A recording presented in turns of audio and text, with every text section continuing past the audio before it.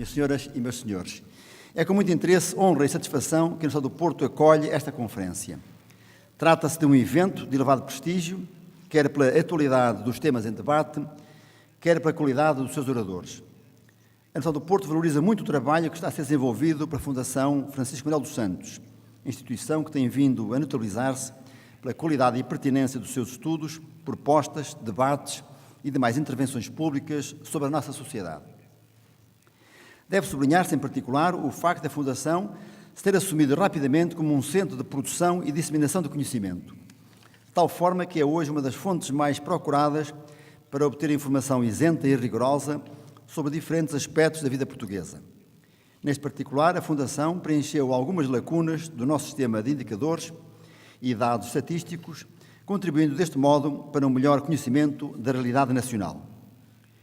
No que a Academia diz respeito, a Fundação Francisco Manuel dos Santos pode considerar-se hoje um parceiro de referência no propósito de expandir os horizontes do conhecimento e de o tornar acessível a um público cada vez mais vasto. As instituições do ensino superior encontram na Fundação não só estudos, dados e recomendações com utilidade para as suas atividades pedagógico-científicas, mas também um parceiro com quem podem colaborar em áreas muito especializadas. De igual modo, a Fundação tem nas instituições de ensino superior uma base humana, científica e tecnológica sólida para cumprir a sua missão de estudar e debater a realidade portuguesa. Gostaria de reiterar a disponibilidade da Universidade do Porto para colaborar com a Fundação Francisco Manuel dos Santos. Da nossa parte, há uma grande abertura à cooperação com outras instituições socialmente relevantes, como é a Fundação, presidida pelo Sr. Professor António Barreto. Aliás, a Universidade do Porto tem já um largo e bem-sucedido historial de parcerias com outras instituições. Parcerias essas com as quais a Universidade reforça a sua capacidade de realização de iniciativas com interesse público, aprofunda o seu relacionamento com os cidadãos e dinamiza as suas atividades de transferência de conhecimento. A Universidade do Porto está efetivamente apostada na produção e partilha de conhecimento, propósito que ganha melhores condições de concretização no âmbito de uma rede de parcerias institucionais desenvolvidas numa lógica de cooperação multidisciplinar. Neste quadro de intenções, a Universidade do Porto considera importante organizar ou acolher eventos que promovam o debate sobre questões essenciais para a comunidade. Esta postura institucional tem concorrido, aliás, para a afirmação da Universidade do Porto como um território de reflexão, discussão e sinergia entre os setores mais dinâmicos da sociedade portuguesa. E se há questão que merece ser profundamente debatida é, sem dúvida, a do papel da ciência e, portanto, das universidades no desenvolvimento social e económico do país. A sociedade tem os olhos postos nas suas universidades, esperando que elas contribuam ativamente para a resolução dos graves problemas que a apoquentam presentemente. Não podemos deixar de dar uma resposta positiva ao apelo que nos é feito, em particular na perspectiva da valorização social e económica do conhecimento que é gerado nas universidades e nas empresas e ainda no contributo para a exportação de serviços através do acolhimento de estudantes estrangeiros. Sobre a avaliação económica do conhecimento, consideramos que as universidades têm um papel decisivo a desempenhar para a qualificação do tecido empresarial e, consequentemente, no reforço da competitividade internacional do país. As instituições de ensino superior estão capacitadas para ajudar as empresas portuguesas a subir na cadeia de valor a partir de um trabalho conjunto em atividades de inovação, no desenvolvimento de produtos, na transferência de tecnologia, na qualificação do capital humano e no lançamento de novas empresas, startups, pelos membros das suas comunidades. Importa, pois, dinamizar ainda mais a interação direta entre empresas e universidades, conforme o Sr. Professor Mira Godinho, por certo, terá ocasião de explicitar com mais propriedade. A Universidade do Porto elegeu como uma componente da sua missão a valorização social e económica do conhecimento. Em cumprimento dessa missão, tem alargado e aprofundado o relacionamento com empresas através da prestação de serviços de investigação, desenvolvimento e inovação. No ano de 2012, tais prestações de serviços representaram no universo da Universidade do Porto mais de 15 milhões de euros, ou seja, mais de 6% das receitas totais daquele ano. Mas também tem vindo a fazer um esforço relevante na promoção e apoio à criação de novas empresas, startups, por parte dos membros da sua comunidade académica. Para tal, criou o seu Parque de Ciência e Tecnologia, a UPTEC, para a incubação de novas empresas e para acolhimento de centros de inovação em parceria com grandes empresas. Nos 6 anos que leva de atividade, conseguiu evoluir para a situação atual, com cerca de 120 empresas residentes, gerando cerca de 1000 postos de trabalho diretos. Mas as universidades também podem apoiar os esforços nacionais para aumentar as exportações. De facto, a atração de estudantes estrangeiros para obterem os seus graus nas universidades portuguesas, hoje muito apreciadas pela qualidade dos seus graduados, pode ter um peso significativo no âmbito dessas exportações, à semelhança do que já acontece em vários países. Também neste domínio, o Estado do Porto tem procurado cumprir a sua missão, intensificando a sua internacionalização. Hoje, a nossa universidade tem mais de 3.500 estudantes estrangeiros, provenientes de 111 países, espalhados por todo o mundo, representando mais de 10% dos seus estudantes. Mas para que este salto nos níveis de qualificação humana e empresarial ocorra, Portugal tem de criar um quadro mais favorável ao financiamento da investigação, desenvolvimento e inovação, que continua abaixo dos valores necessários e que compara desfavoravelmente com o que se passa na maioria dos países nossos parceiros. As empresas têm que investir mais em investigação, desenvolvimento e inovação, as universidades têm que continuar a aumentar as suas receitas próprias e a diversificar as suas fontes de financiamento, e o Estado tem que investir mais na ciência e no ensino superior e deixar as universidades trabalhar, estabilizando e simplificando a legislação a que é sujeita, deixando de atropelar constantemente a sua autonomia e de levantar inaceitáveis e incompreensíveis entraves à geração e utilização de receitas próprias. As universidades não pretendem eximir-se ao esforço nacional de redução da despesa pública, mas consideram que, na situação de asfixia financeira e legislativa em que vão sendo colocadas, o país arrisca-se a perder um importante fator de crescimento socioeconómico. Termino esta minha breve intervenção, desejando um bom trabalho a todos e fazendo votos para que esta conferência seja particularmente interessante, enriquecedora e produtiva. Muito obrigado.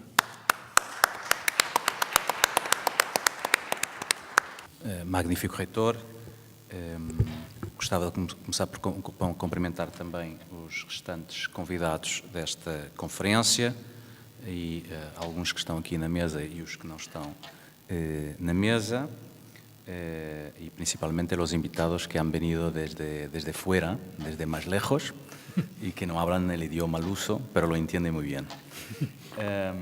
Gostava também, em nome da Fundação, de destacar o papel quer do Dr. Carlos Filhais na organização deste encontro e, atualmente, quem dirige o Programa de Ciência e Educação da nossa Fundação, e o professor Mira Godinho, que, em boa hora, aceitou colaborar e escrever esta obra, Inovação em Portugal, que será apresentada e discutida mais tarde.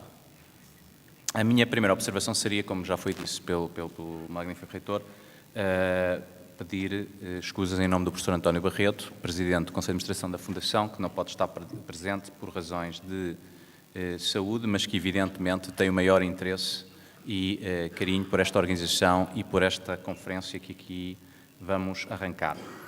Dizer também que isto é, em boa hora aqui no Porto, o primeiro ato público da Fundação, desde que a Fundação existe formalmente nos termos da nova Lei Quadro, uma vez que formalmente, nos termos da nova Lei Quadro, a Fundação só existe desde ontem.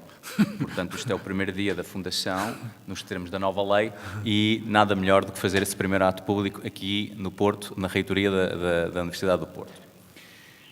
A Fundação tem um curto percurso em termos temporais, um bocadinho mais que um dia, também é verdade, porque já existia antes do ato formal, mas tem já também um trabalho realizado que vai sendo reconhecido na sociedade portuguesa e no qual se insere um ou dois objetivos prioritários da Fundação.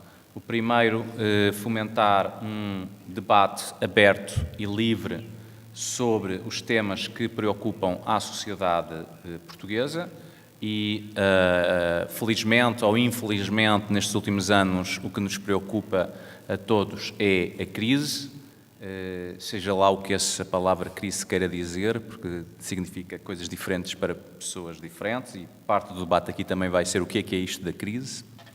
E, por outro lado, de facto, que esse debate se faça desde uma perspectiva pluri e multidisciplinar e com a qualidade e a excelência que deve ter. Penso que, nesse sentido, o professor Carlos Filhais está de parabéns pela forma como organizou este debate, esta conferência, em que vamos discutir precisamente os efeitos da crise e da nossa situação económica na ciência. E, não querendo repetir-me ao que vai ser dito, nem usar frases feitas, sabemos que a crise pede novas realidades e novos esforços à ciência, e um dos temas, evidentemente, é o financiamento da produção científica.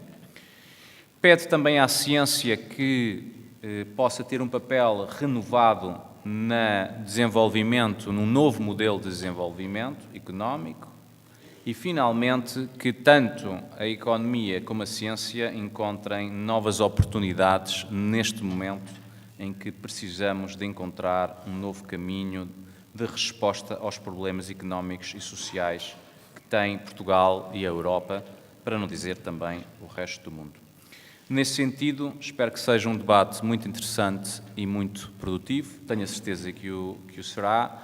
Não vos vou amassar com mais palavras introdutórias. Todos queremos ouvir o professor Carlos Filhais, que nos vai explicar o que é que se vai passar aqui, e eu passava a palavra, evidentemente, ao professor Carlos Filhais. Muito obrigado. Muito obrigado, boa tarde a todos. Magnífico reitor da Universidade do Porto, ilustres convidados, senhores professores, estudantes. Como esta é a Semana Nacional da Cultura Científica e Tecnológica, é bom que falemos de ciência. E falemos da ligação da ciência à sociedade, que é, afinal, o que a cultura científica é. A Fundação Francisco Manuel dos Santos, como bem explicou o professor Nuno Garopa, tem como missão estudar, divulgar e debater a realidade portuguesa com liberdade e independência. A Fundação quer debater a ciência e o impacto que ela tem na sociedade portuguesa. Desenvolveu por isso um programa de ciência e inovação e tem um Conselho de Ciência e Inovação. Alguns membros estão aqui presentes. É para debater a ciência que estamos aqui hoje, congregados à volta do tema ciência, economia e crise. As três palavras não estão juntas por acaso.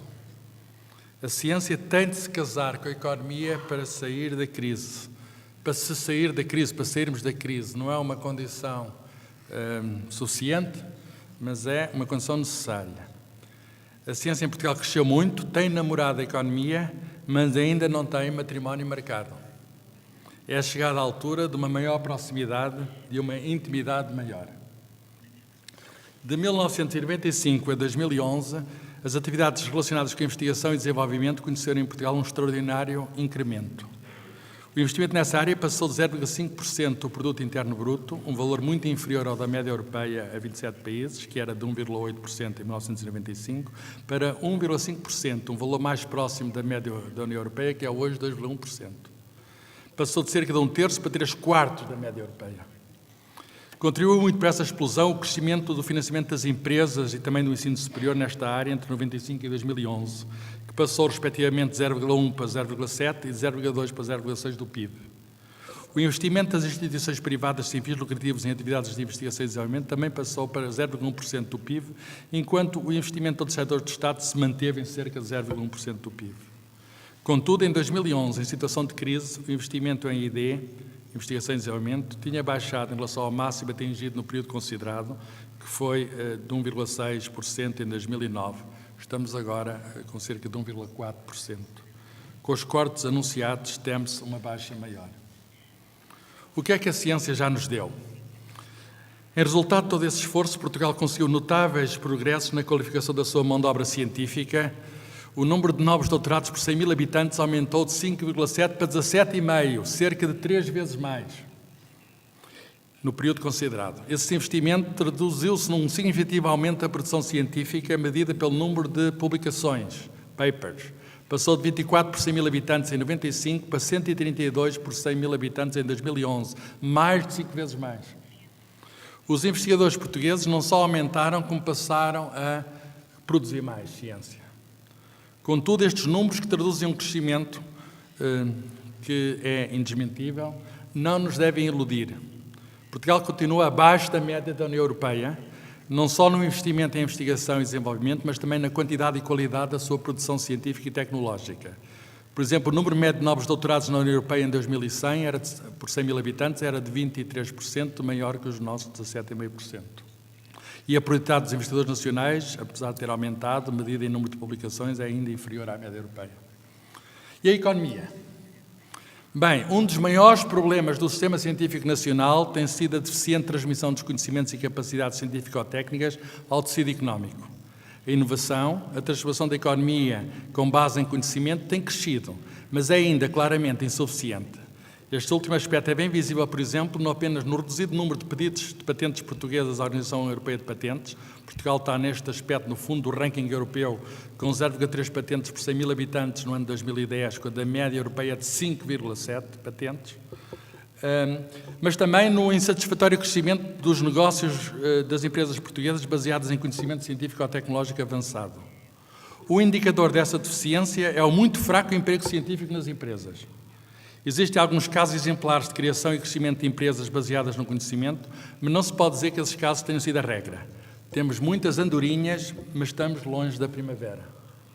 É preciso ganhar confiança, e hoje estão aqui académicos, estão aqui empresários que se reforçarão de certo a confiança mútua. Estes dados, retirados da Pordata, a base de dados da Fundação, fornecem alimento para o debate que a Fundação quer organizar aqui, começar hoje aqui na Universidade do Porto, em torno deste tema, e queremos que prossiga aqui no Porto, naturalmente, e noutros sítios. Muito obrigado, Sr. Reitor, pela magnífica hospitalidade. Esta é uma universidade onde a tradição de ligação entre ciência e economia é muito forte. Recua ao século XIX, a Associação Empresarial Portuguesa começou no Porto, aqui, e com proximidade à Academia Politécnica, antecessora da Universidade. Eis algumas questões a debater nesta conferência Ciência, Economia e Crise.